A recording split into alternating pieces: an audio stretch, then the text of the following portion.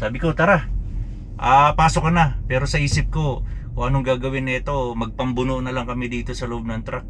Kakayanin ko naman siya dahil ah, dalawa lang naman kami.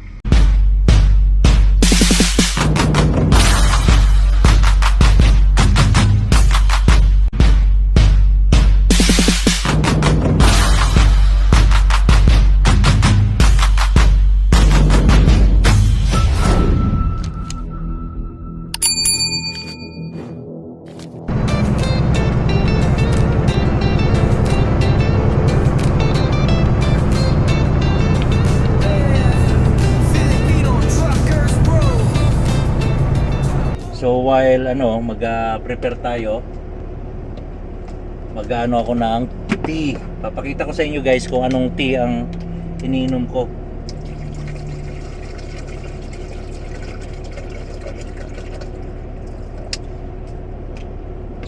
So yun na pinakano ko, hindi na ako nagkakape.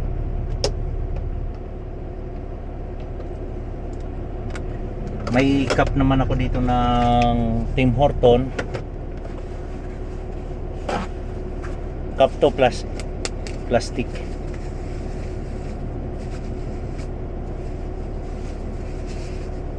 Ako lang naman gumagamit eh. Punas-punas lang.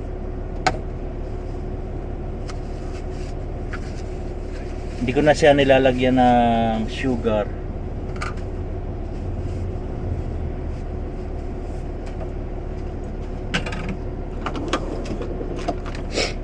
Ito yung gamit natin na tea guys, Paragis with moringa. Paragis with moringa and guyabano. Yan ang gamit ko na tea. So pinabili ko pa ito galing Pilipinas. So paubos na nga to eh. Pero meron pa akong stock. Ang laman ng isang na to, pouch ay may 20 ka sachet. Sachet ba tawag, di ba? Sachet. May 20 piraso.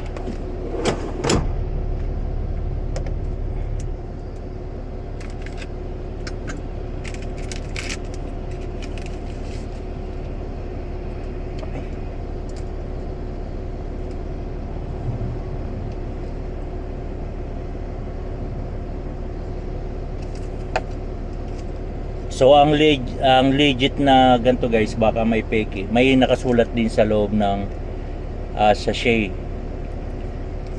na Paragis with moringa and guyabano tea. So herbal tayo, herbal yan ang gamit ko na Hindi na ako hindi na ako minom ng kape. Kung sa Tim Horton, steep tea lang ang ko. Then ito every morning, ito ang tinitira ko. Maaga pa naman dahil ang oras dito 6:49. Nasa 20 minutes na lang ang biyahe natin, kaya kahit 7:30 tayo alis, okay pa tayo. Maaga pa masyado. So yun, antayin lang natin to matapos. Then hindi na ako magko-cover all na lang ako, hindi na ako magpapantalon. Short na lang, then cover all kasi nga malakas ang ulan, mahangin. Cover all tsaka jacket. Bahala na mabasa. Ma-deliver lang natin. Nagtry lang naman ako na baka humupa yung ulan tsaka hangin ngayong araw na to. Kaso lang hindi talaga siya humupa. Kailangan natin i-deliver. Tapos na.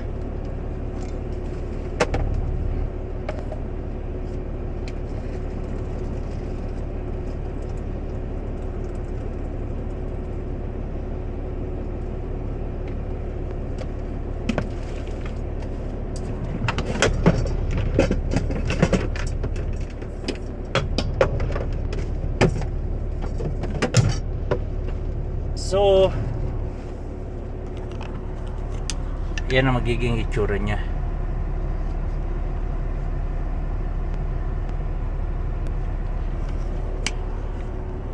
Yun lang muna guys. Pagkatapos na ito, magbibihis na ako at tatakbo na rin tayo. Nagsuot na tayo ng coverall para protection sa hangin. Bukod sa magja-jacket pa tayo dahil nga malakas ang hangin eh. Ito palang purpose ng butas sa tagiliran ng ano. Yan. May butas para maayos mo yung suot dahil pag nagsuot ka ng coverall, maaangat yung ano or ano yung damit mo sa loob. Kaya siguro may butas to para madukot mo at maayos yung suot mo sa loob ng coverall. So yun. Ito na yung tea natin na nagawa. Mainit pa eh, bagong kulo. Kaya ano. So ready na tayo. Let's go guys, alis tayo. Every time na aalis tayo guys, tag-test patras lagi.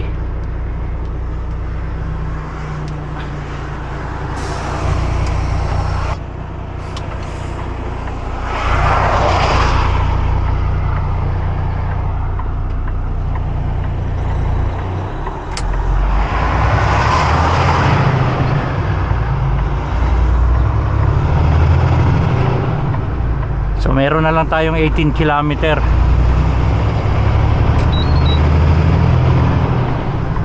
Wala nasaksak to. Okay.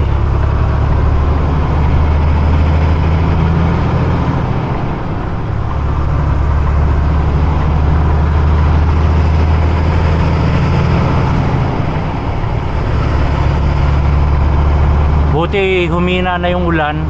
Ambon na lang at saka hangin, kaya okay na yon, good na sa atin. Unlike kahapon, napakalakas ng ulan tapos napakalakas ng hangin, kaya mahirap talaga. Medyo ambon na lang siya, hindi na siya gaano kalakas umulan ng ulan.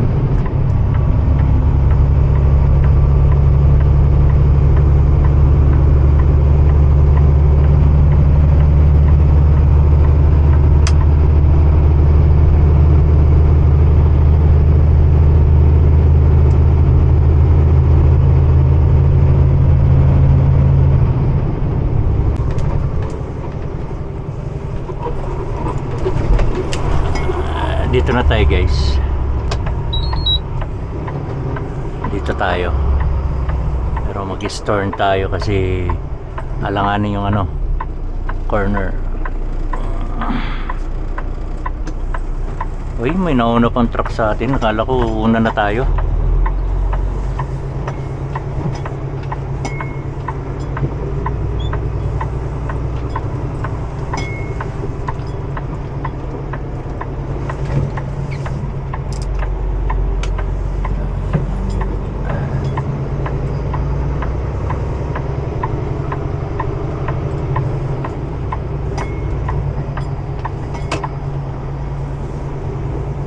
May mas maaga pa pala sa atin. May dalawang truck na nakauna.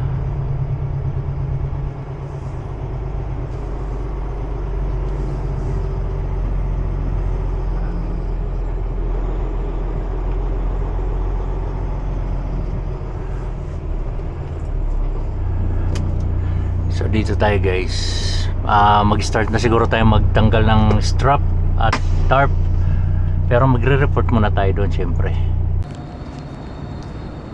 So nag-start na tayo mag-untarp. So napakalaking tulong talaga itong gamit natin na bota. Ayan yung bota natin. Dahil sa kabilang side basa, putikan. So wala tayong alinlangan na tumapak. Tinanggalan ko na lahat ng bungee guys. Yan. Then titiklopin na natin. Buti medyo humina na yung yung hangin at ambon na lang. So di ba maputik dito this side, so matubig. Wala tayong takot na tapakan yan dahil nakabuta tayo. Ayan di ba? So kung kayo ay flatbed trailer o basta biyahero o truck driver, mas maganda mag-prepare kayo ng bota kahit na bihira natin siya magamit. Pero kailangan steel to steel to kasi ito. Yan, steel to ito. Kaya importante talaga yung bota. Tuloy muna natin to. Nagpahinga lang ako dahil maghihila pa tayo ng tarp. Pahinga muna tayo, basang-basa na tayo kasi lumakas ang ulan. Pero not bad na rin kasi nakapagtiklop na tayo ng tarp. Natapos na natin, naligpit na natin yung bungee. So strap na lang ang tatanggalin natin.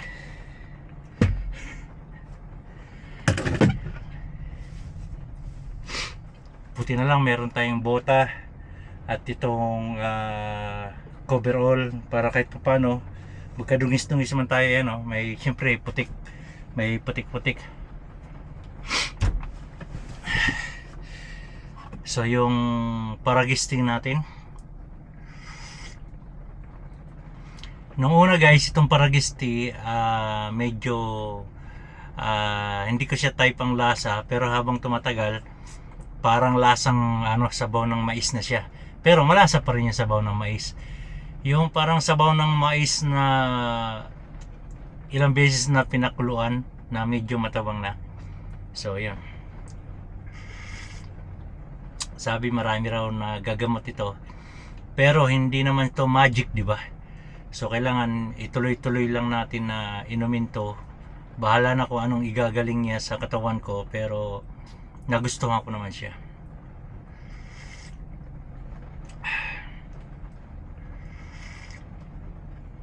Every morning ito ininom ko. Then pag nakailang oras na at tinaantok na ako, doon lang ako bibili ng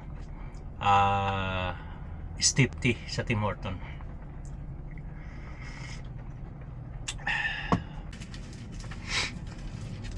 So napermahan na yung paper bills natin guys. Wag kalimutan na every time sa lahat ng delivery natin, wag natin kalimutan na papirmahan. Then nagbibigay lagi si Ganda ng candy. So thank you Ganda. Tinulungan pa niya ako magtanggal ng carpet sipag kunin muna natin yung carpet. A few moments later. So yun guys, tapos na tayo mag-deliver doon sa Lit Bridge, Alberta rin. Pinatakbo tayo dito sa Calgary dahil walang ma-pick up na load doon. So basang-basa ako, kaya nakapagpalit na ako ng t-shirt at naka-short pa rin ako ngayon dahil nga basang-basa yung coverall ko. Then tumakbo na tayo dito, nasa almost 2 hours from Lit Bridge papunta dito sa Calgary. Dito na tayo nagtambay ngayon sa Flying J. Ayan, Flying J truck stop. Malaki rin tong Flying J na to. Hanggang doon sa likod, ayun sa side mirror natin, hanggang doon sa likod yan. So pinapatakbo ako ng dispatch ko sa Revelstoke, BC. Hindi ko tinanggap dahil nga may book off ako ng June 4. So kung tatakbo pa ako ng Revelstoke, hindi ako makakarating ng June 4 sa Regina. So hindi ko tinanggap. Sabi ko bigyan nyo na lang ako ng another load. Di baling bukas na ako pipick up. Kasi kung bukas ako pipick up, kaya kong makarating maghapon. Kahit gabihin ako ng bukas ng June 3, walang problema. Basta 4 nandun ako sa Regina. Dahil yun ang book off ko. So kwento ko lang guys yung nangyari sa akin kagabi. Parang madaling araw na yun, around 1 or 2 AM. So may kumatok. May kumatok dito sa pinto. Sinilip ko. Pagsilip ko, isang lalaki. So hindi ko pinansin. Tumingin-tingin, sumilip lang ako, binuksan ko lang konti itong kortina ko. Sumilip ako sa side mirror, kabilaan kung may nakaparada na kotse. Wala talaga dahil napakadilim nung pinaradahan ko na rest area. Sobrang dilim. So pinakiramdaman ko muna, baka alam nyo na, baka set up. Pag binuksan ko yung pintuan, may mga kasama pala. Pero yung pinaradahan kong rest area, wala ang kabahay-bahay yun along the highway. So yun, sinilip ko hanggang sa kinalampag na yung truck ko. Talagang halos mabasag na ito. Sabi niya, help, help. Humingi siya ng tulong kasi nga malakas yung ulan, tsaka malakas yung hangin. So nakonsensya ako, lumabas ako sa kwarto ko. Sabi ko, bakit? Sabi niya, please, I need your help. Basang-basa ako, sabi niya. Basang-basa ako, nilalamig ako. Baka pwede makapasok sa truck mo. Sabi ko, teka, hindi kita kilala, sabi ko. Ano bang may tutulong ko sa iyo? Tatawag ako ng 911 para i-rescue ka dito. Sabi sa akin, pa-charge na lang ng cellphone ko. Pwede pa upo ako sa side. Sabi ko, no, hindi kita kilala. Hindi ko alam kung mabuting tao ka o hindi. Sabi ko, especially, sabi ko, nandito tayo sa along the highway. Bakit nandito ka sa highway? Nag-iisa ka. Sabi niya, iniwan daw siya ng kasama niya. Iniwan daw siya. Sabi ko, paano iniwan? Imposible. Dahil nasa wala talagang kabahay-bahay yun. So sabi niya, pa-charge na lang dito. Sabi ko, dito ka lang sa tabi ng pintuan ko. Cover kasi pag ganun yung ulan tsaka hangin. Kumover ka muna dyan. Sabi ko, i-charge ko lang tong cellphone mo. Lobat talaga. Nakita ko lobat naman. Isinaksak ko. Then sabi niya, pwede pumasok ako dyan ulit. Nangulit siya na pumasok kasi nilalamig daw siya para buksan niya rin ang cellphone. So sabi ko, mahaba yung extension ko, ilalapit ko sa'yo yung cellphone mo. Buksan mo, din tawagan mo.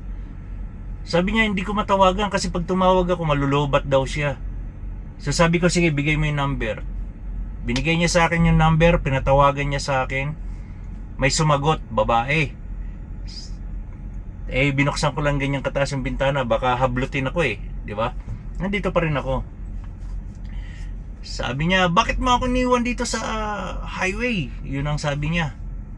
Ang sagot ng babae, PI. Sabay pinatayin si cellphone. Sabi niya, please, pakitawagan mo ulit. 4 times ko tinawagan. Wala na, not attended na. Pinatay na yung cellphone. Sabi ko, tatawag ako ng 911. Hindi kita pwede papasukin dito. Hindi kita kilala. Pero nakokonsensya na ako, naaawa na ako dahil basang-basa siya, nilalamig na. Siyempre, mahirap magtiwala dahil hindi ko alam kung may karga siya o may gamit ba or baka set up. Pero parang nakokumbinsi na ako nung sumagot yung babae. Parang galit yung babae kasi nga iniwan siya So ang nangyari sabi niya, bakit naman 911? Parang takot siya sa 911 dahil baka diretso sa kulungan pag dinampot siya, di ba? Sabi niya na lang, pwede ka ba tumawag ng cab? Taxi. Sabi ko, sige, may alam ka bang number? Binigyan niya, kabisado niya yung taxi, number ng taxi. Tinawagan ko. Ayun, may sumagot naman. Pero hindi ko pa rin siya pinapasok. Nandiyan pa rin, nakukonsensya na ako, naawa na ako Gusto ko tulungan pero syempre alanganin tayo. Pero wala akong naramdaman na kaba. Awa yung naramdaman ko sa kanya. Pero syempre mahirap tayo magtiwala, hindi naman natin kilala ang tao. Then sa ganong oras, 2:00 ng madaling araw, siguro layo ng nilakad niya para talagang halos mabasag ito. Humihingi siya ng tulong. Talagang malakas ang hangin, magdamag So yun nga, sumagot yung taxi na sabi, sige, saan kayo banda? Sinend ko yung location namin. Papunta na raw siya. Nung papunta na siya, talagang naawa na ako, nagtatalo na siya dahil gusto niyang sa lamig. Sabi niya, I'm freezing. Niligpit ko na yung gamit ko dito sa upuan. Sabi ko, tara, pasok ka na. Pero sa isip ko, kung anong gagawin nito, magpambuno na lang kami dito sa loob ng truck. Kakayanin ko naman siya dahil dalawa lang naman kami. Pero nakapatay yung truck ko, nilalamig din ako. Hindi ako kinakabahan sa kanya eh. Pati ako nilamig kasi nga bukas yung bintana ko. Nilalamig ako sa lalo pa kaya siya nasa labas. So siguro kalahating oras siya na nasa labas dahil nga tinatawagan namin yung yung girlfriend niya yata yun, nag-away sila kung ano-ano. Ang tagal din ng cab bago nung tumawag na sabi pupunta na yung taxi. Pinapasok ko na siya dahil naawa na talaga ako dahil lamig na siya dahil talagang niyayanig yung truck sa lakas ng hangin eh. Matagal pa rin dumating yung truck, yung taxi. Pinaupo ko siya dito, pinandar ko rin yung truck, pinul ko yung heater para maano siya.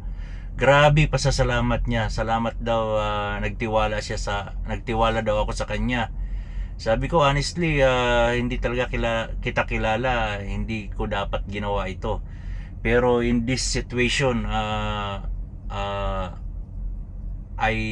kumbaga sabi ko, hindi ko na naintindihan sinabi ko eh. Basta parang naramdaman naman kita na sobrang lamig mo na. Kaya pinapasok ko na siya. Yun, talagang sobra pa sa salamat niya. Binigyan ko siya ng tubig, tinudo ko yung heater para mag-warm siya. So mga siguro dumating yung taxi 20 minutes pa. 20 minutes pa dumating yung taxi. Hindi lang siguro 20 minutes, ang tagal pa niya eh. Basta inabot kami isang oras. Kalahating oras yata dito siya sa loob ng truck, then kalahating oras sa labas. Kaya naawa rin ako.